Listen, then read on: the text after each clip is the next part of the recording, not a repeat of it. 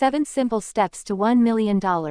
Let's face it, we all don't make millions of dollars a year, and the odds are that most of us won't receive a large windfall inheritance either. However, that doesn't mean that we can't build sizable wealth, it'll just take some time. If you're young, time is on your side, and retiring a millionaire is achievable. Read on for some tips on how to increase your savings and work toward this goal. 1. Stop senseless spending. Unfortunately, people have a habit of spending their hard-earned cash on goods and services that they don't need. Even relatively small expenses, such as indulging in a gourmet coffee from a premium coffee shop every morning, can really add up and decrease the amount of money you can save. Larger expenses on luxury items also prevent many people from putting money into savings each month. That said, it's important to realize that it's usually not just one item or one habit that must be cut out in order to accumulate sizable wealth, although it may be.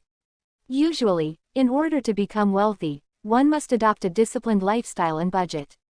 This means that people who are looking to build their nest eggs need to make sacrifices somewhere. This may mean eating out less frequently, using public transportation to get to work, and/or cutting back on extra, unnecessary expenses. This doesn't mean that you shouldn't go out and have fun, but you should try to do things in moderation and set a budget if you hope to save money. Fortunately, particularly if you start young, saving up a sizable nest egg only requires a few minor, and relatively painless, adjustments to your spending habits. 2. Fund retirement plans ASAP. When individuals earn money, their first responsibility is to pay current expenses such as rent or mortgage, food, and other necessities.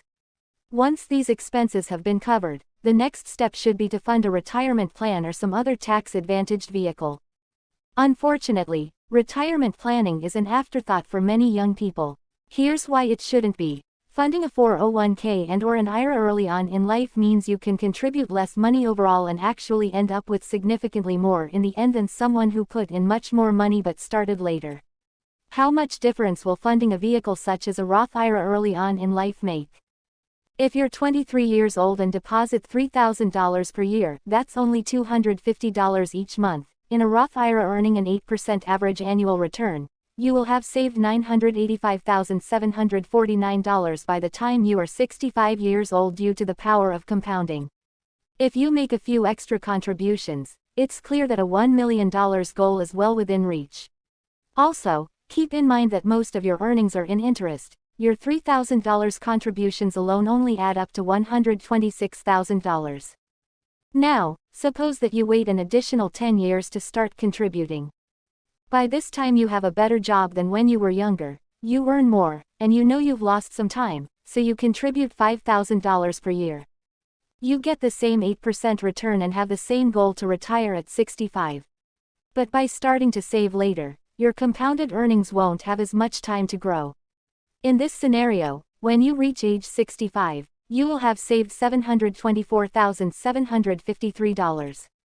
That's still a sizable fund, but you had to contribute $160,000 just to get there, and it's nowhere near the $985,749 you could have had for paying much less. 3. Improved tax awareness. Sometimes, individuals think that doing their own taxes will save them money. In some cases, they might be right. However, in other cases, it may actually end up costing them money because they fail to take advantage of the many deductions available to them. Try to become more educated as far as what types of items are deductible. You should also understand when it makes sense to move away from the standard deduction and start itemizing your return.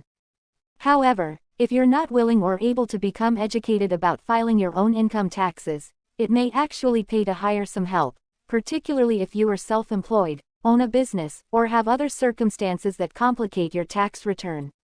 4. Own your home. Many of us rent a home or an apartment because we cannot afford to purchase a home, or because we aren't sure where we want to live for the long term. And that's fine. However, renting is often not a good long-term investment because buying a home is a good way to build equity. Unless you intend to move in a short period of time, it generally makes sense to consider putting a down payment on a home. At least this way, over time, you can build up some equity and the foundation for a nest egg. 5. Avoid luxury wheels. There's nothing wrong with purchasing a luxury vehicle.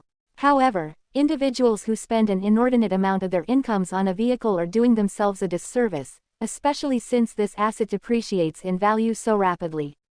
How rapidly does a car depreciate?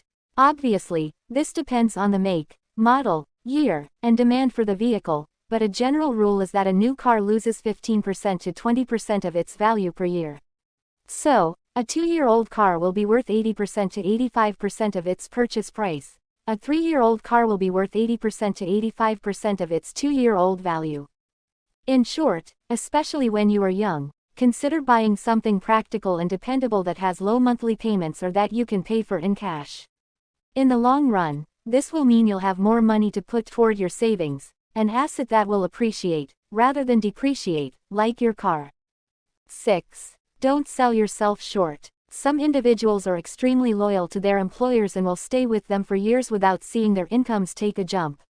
This can be a mistake, as increasing your income is an excellent way to boost your rate of saving. Always keep your eye out for other opportunities and try not to sell yourself short. Work hard and find an employer who will compensate you for your work ethic, skills, and experience. 7. Don't rely on luck. Becoming a millionaire won't happen by any luck, such as winning the lottery, or some other unforeseen circumstance. The only way to become a millionaire is by diligently working to do so. Expecting luck to bring a financial windfall will only delay the time you have to build your wealth. The money spent on lotteries and other get-rich-quick schemes will be better utilized as savings and investments. The bottom line, you don't have to win the lottery to see 7 figures in your bank account.